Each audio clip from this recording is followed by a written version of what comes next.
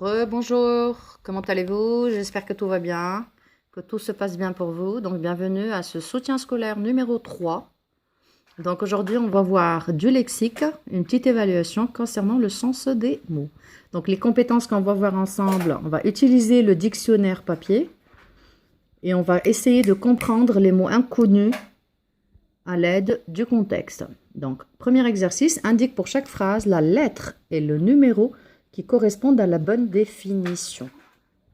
Vous avez le mot service. Bien sûr, si on cherche ce mot comme n'importe quel mot dans le dictionnaire, un mot peut avoir plusieurs sens. Donc, comme vous le voyez ici, le mot service, il a 8 sens. Et ici, là, je vais vous faire descendre un peu. Voilà, vous avez des phrases. Normalement, chaque phrase devrait correspondre à un sens donné déjà auparavant. Le distributeur de boissons n'est plus en service depuis un mois. Donc, essayez de chercher le sens qui va avec service. Le service militaire obligatoire a été supprimé en France en 1997. Grand-mère sortait pour les grandes occasions le service de table en porcelaine, les couverts en argent et les verres en cristal.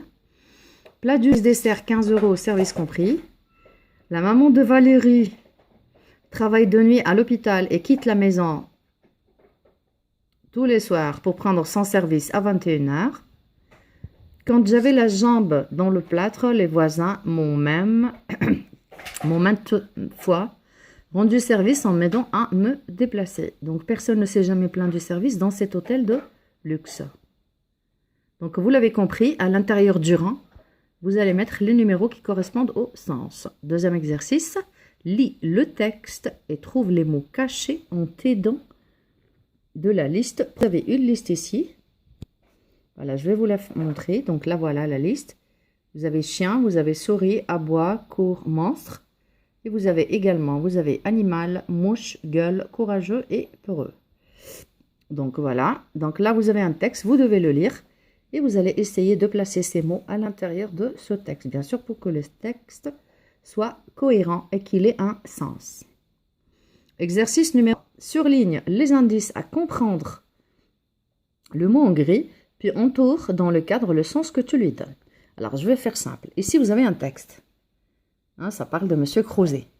Donc, M. Crozet était à la retraite depuis quelques années. Lui, qui avait toujours été un marchand honorable et respecté, ne supportait plus la situation.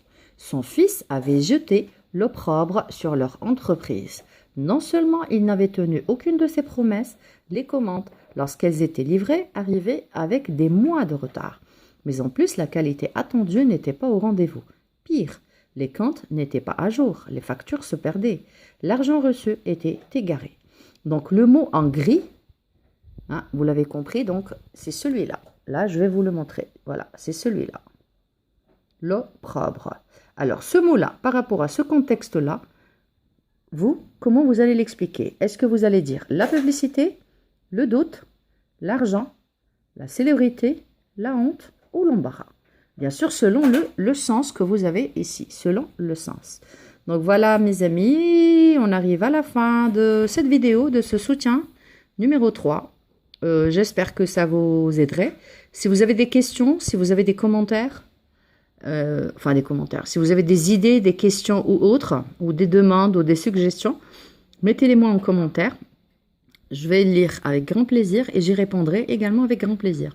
D'ici là, je vous dis portez-vous bien et je vous dis à très vite dans une nouvelle vidéo. Au revoir.